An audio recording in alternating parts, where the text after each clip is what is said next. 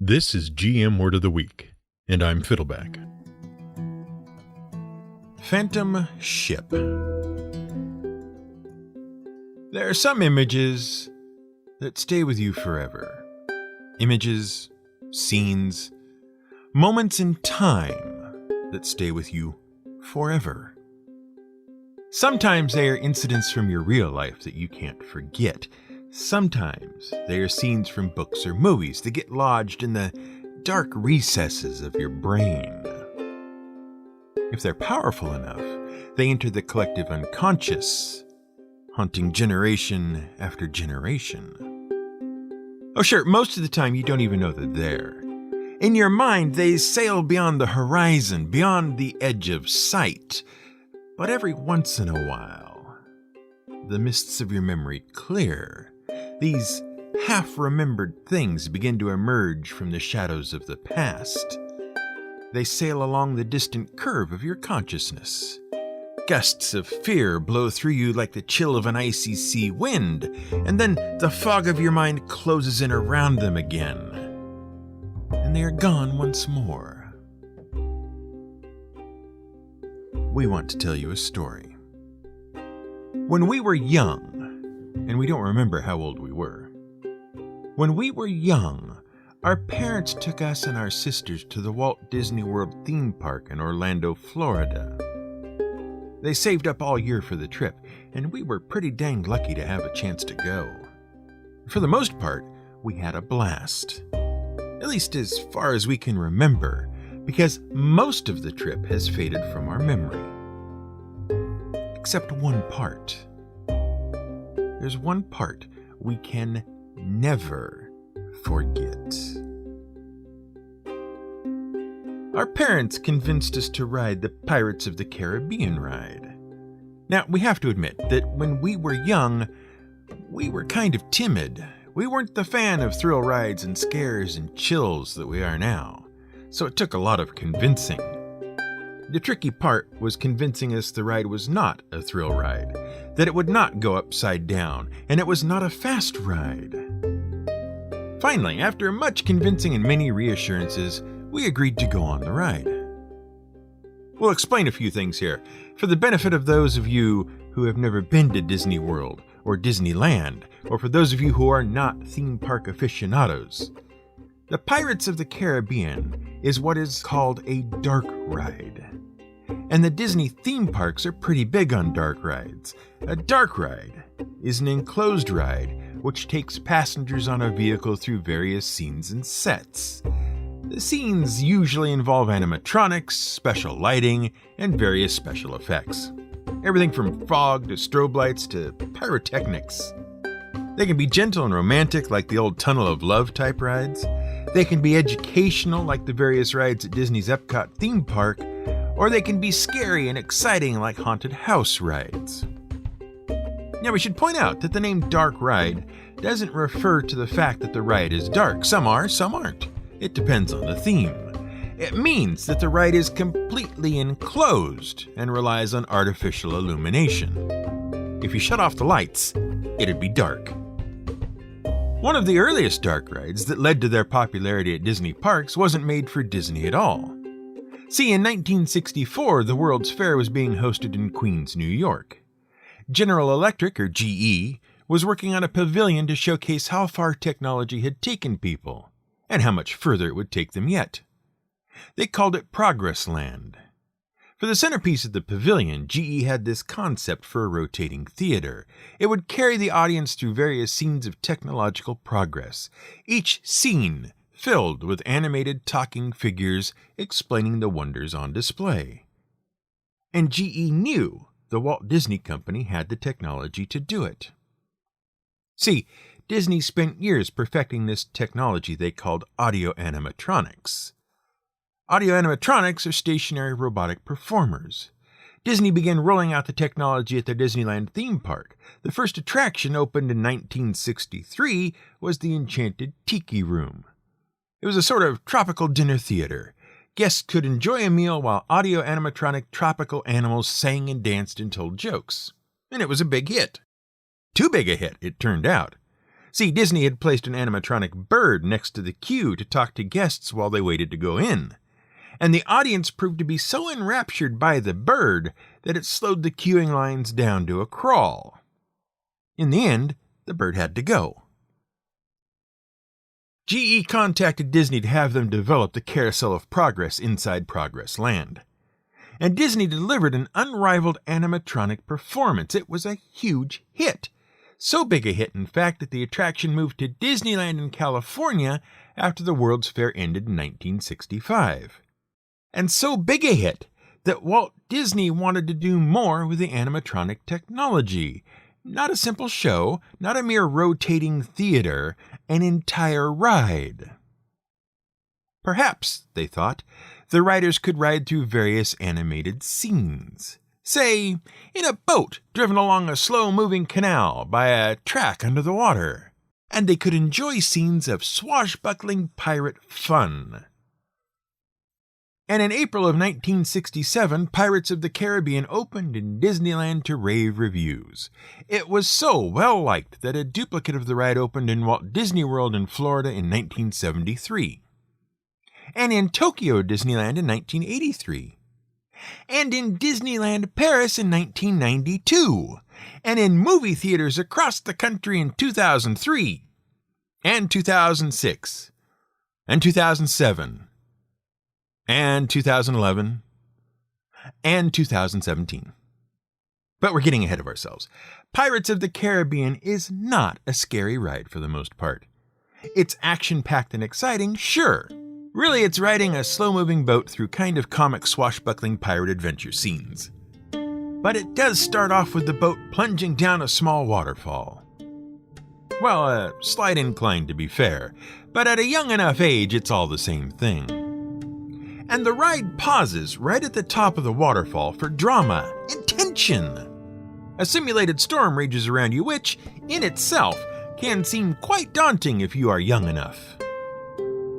There's even an illuminated skeleton figure at the wheel of a wrecked ship. We remember it saying things like, "Yar, hold on to the rails, matey. There be rough waters ahead."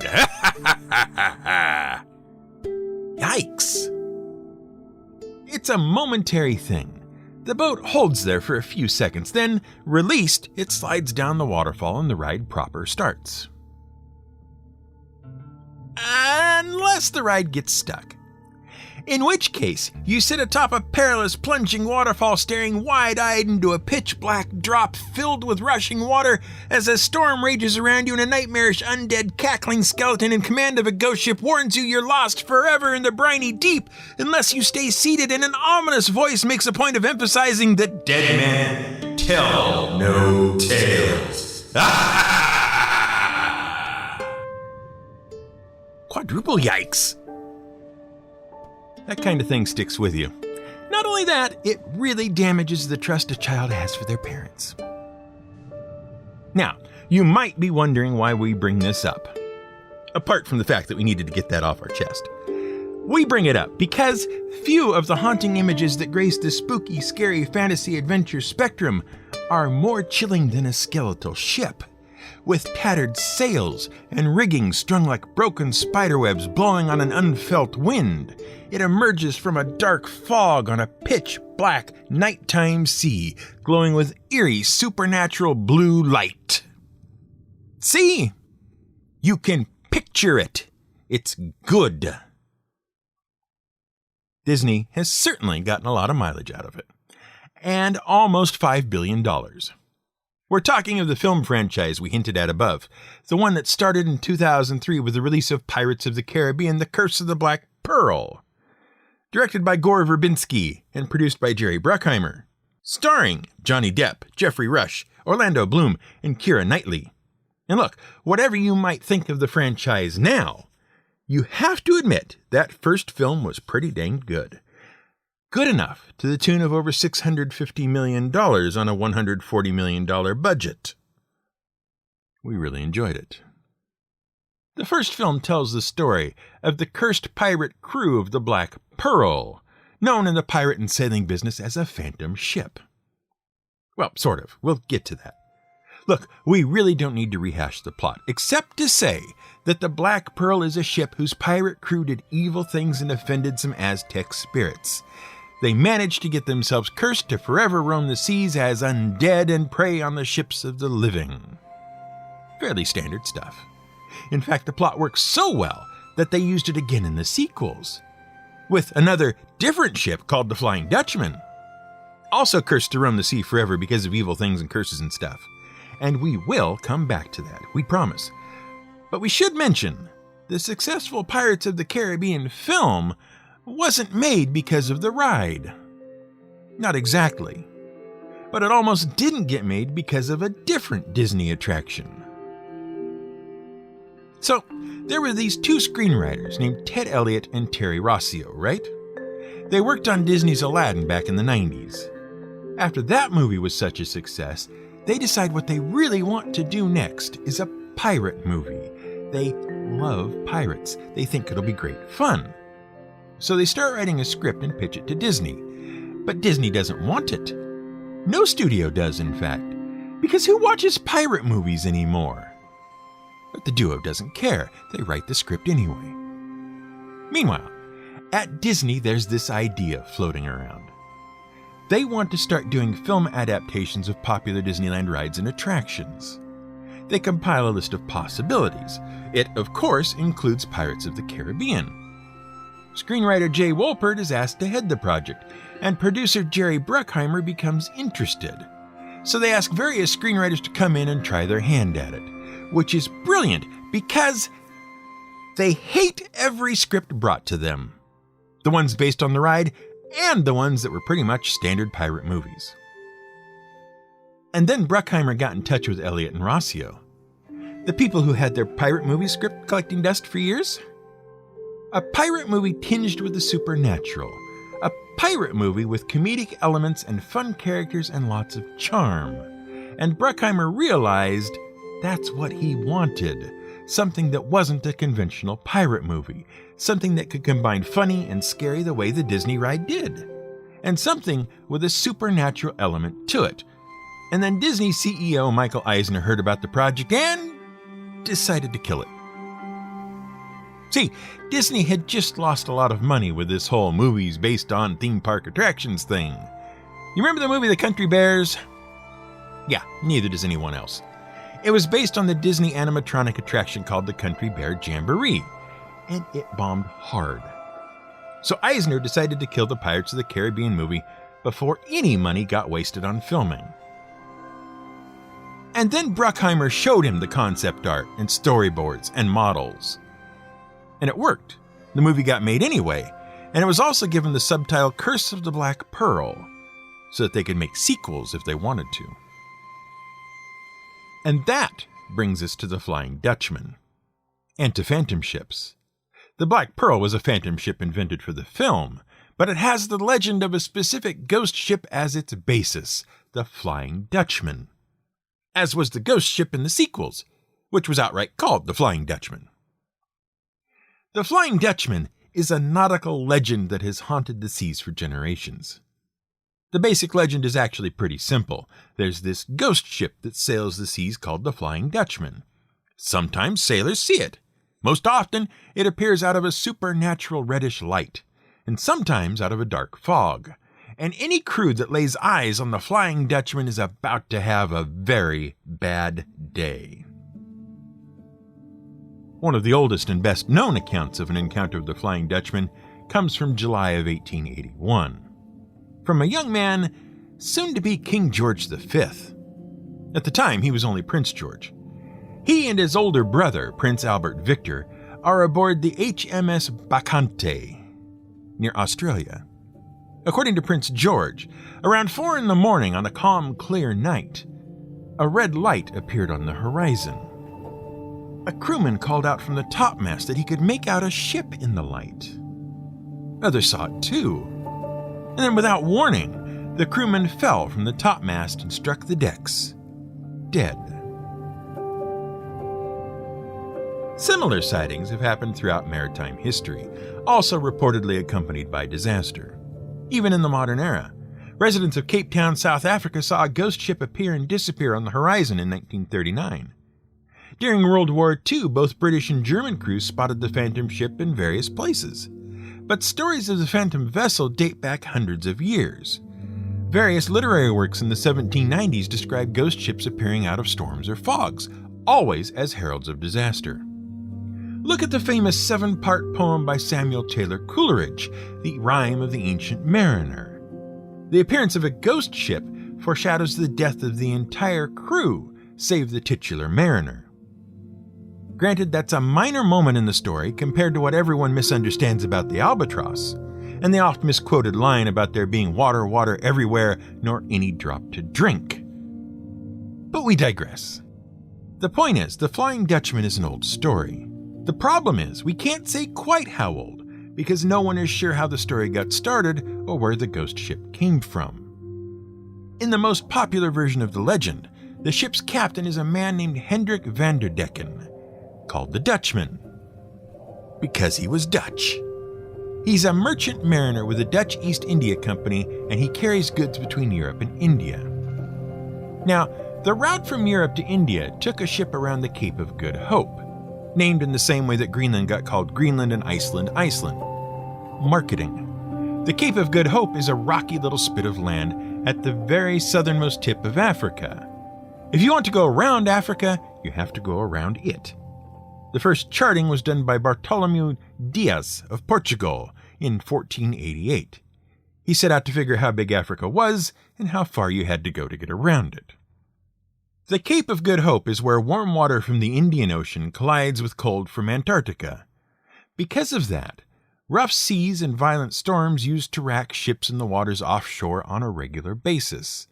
And that's why, according to one story, Diaz named it the Cape of Storms. As honest a name as there ever was. But, so the stories go, King John II thought that was a terrible name. He wanted to give it a nice, hopeful name. The new route meant Europe could resume trade with India. It replaced the land route lost when the Islamic Caliphate shut down the entire Middle East, which killed global trade. We discussed that back in our 3-part episode about navigation. Anyway, it's difficult to convince people your new route around the continent of Africa is the way to go if you call it the Cape of Storms. People tend to spot that from a distance and go, no thank you, we'd rather stay home. Back to the story. Hendrik van der Decken and his crew were sailing their ship around the Cape of Good Hope when a nasty storm blew up. The Dutchman insisted the ship could get around the Cape before the storm hit, but the crew was dubious enough to mutiny. So the Dutchman put down the rebellion, with violence. Then van der Decken insisted that no member of the crew would touch the shore again until the ship had rounded the Cape. Exactly the sort of words that create ghost ships.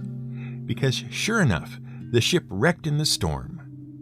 And to this day, the Dutchman and his sailors forever roam the sea, bound and doomed by his own words. Another legend says the Dutchman once murdered a member of his crew to steal away his girlfriend, and the storm that blew up in the Cape of Good Hope was divine punishment for that act. Crew and captain cursed to roam the sea as ghosts, at least until the Dutchman could go ashore and find a woman that would love his undead form. Seems unlikely. Still other legends say the crew of the ship contracted a strange disease. No one would let them ashore for fear of infection, and so they remain at sea forever, unable to ever find a cure. Some stories suggest that the Flying Dutchman is actually the ship of one Captain Bernard Folk. Folk sailed for the East India Company as well. It's said he won a game of dice with the devil. The prize? The blessing of legendary speed, for which the devil condemned him to sail the seas forever. Captain Folk is known for his amazing speed crossing from Amsterdam to Indonesia. Of course, these stories are all old sailor stories, though often referenced in other works. Stories about the Flying Dutchman rarely named the actual ship. Only when Wagner immortalized the story of Captain van der Decken in his opera The Flying Dutchman did the ship get a name. and it has been haunting the seas of literature and pop culture ever since. Heck, even SpongeBob SquarePants encountered the Flying Dutchman. The Flying Dutchman is also the reason people refer to supernatural vessels as phantom ships. In 1839, English naval officer and author Frederick Marryat wrote a book all about the Flying Dutchman, and he entitled it The Phantom Ship. Since then, maritime supernatural enthusiasts use the term phantom ship to describe ghost vessels that sail the seas with no living crew, and also to describe ships discovered with all crew missing or dead for mysterious, unexplained reasons. Now, if you played the amazing indie puzzle game Return of the Obra Dinn, you're familiar with this story. It's designed by Lucas Pope, whose previous claim to fame was the fantastic Papers, Please. A ship assumed lost is discovered adrift at sea. The crew is dead or missing, and you are an investigator with divinatory powers, tasked with investigating what happened. But this actually mirrors one of the most famous phantom ship stories in all history, a mystery which is still under investigation to this day. The story begins in December of 1872 in the middle of the Atlantic Ocean. The crew of a British trading ship, the Dea Gratia, spots another ship adrift and listing in the water. When they board the ship to render aid, they discover the ship is bound on the same course they are. In fact, it left the same port, New York City, 8 days before. It long since should have reached its destination in Genoa, Italy. The crew of the Dea Gratia discover that not one member of the 10-man crew remains aboard. They discover the ship is taken on water, which is why it's listing, but it's not anywhere near enough to sink her. Otherwise, it's not in any other danger of sinking.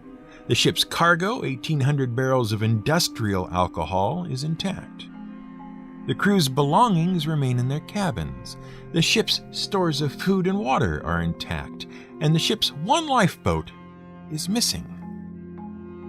It's clear the crew has abandoned the ship in haste, but there's no evidence of any reason to do so. Also, the crew dismantled one of the ship's pumps for no clear reason. Eventually, the Dea Gratia makes port with the Mary Celeste behind them. Local authorities hold a hearing to determine salvage rights. The crew receive minimal pay for their efforts, but due to the mysterious circumstances, no salvage from the insurers. It's never proven, but some say the Dea Gratia crew overwhelmed the Mary Celeste themselves, perhaps as part of an insurance scam or other conspiracy to defraud and claim salvage rights. Of course, the timing of events didn't align with that idea. The mystery of an abandoned intact ship and a crew all but vanished from the face of the earth haunts writers of the day. Sir Arthur Conan Doyle, the creator of Sherlock Holmes, publishes a sensational account of the whole event with little actual fact. Although, from then on, people can't keep the Mary Celeste and the Marie Celeste, Doyle's version, straight. Having sparked the public's imagination, others were soon writing about the mystery. It was pirates, suggested some, or drunken mutiny, or sea monsters, or mysterious waterspouts, or a homicidal crew member who systematically picks off the rest of the crew and then sails off alone, as played by Bela Lugosi in the 1935 film adaptation of the story. The story of the Mary Celeste still haunts writers, historians, and documentarians today, like Anne McGregor and Phil Richardson. They set out in 2002 to lead a scientific investigation to determine what happened on the ship, and to make a documentary while they were at it. The documentary took 5 years of tireless work and presented a plausible theory. It involves a coal dust clogged pump, a bad chronometer, and an overcautious captain. Ultimately, though, it was inconclusive and unsatisfactory. Anne McGregor promised to continue investigating the mystery, unsatisfied with her own conclusions. And although it doesn't seem like she's finished the book yet, she may still be working on it. We can't find any evidence that she is, but that doesn't mean she isn't. After all, some images haunt you forever. This has been GM Word of the Week. It's written and researched by the Angry GM and produced by me, Fiddleback. You can support us on Patreon at patreon.com/GM Word of the Week. You can find more at gmwordoftheweek.com and theangrygm.com.